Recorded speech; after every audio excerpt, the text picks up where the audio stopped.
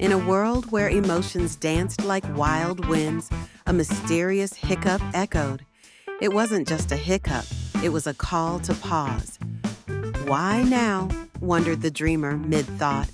The hiccup, a gentle reminder, whispered, breathe, dear soul. It was the universe's nudge to slow down, to savor the moment.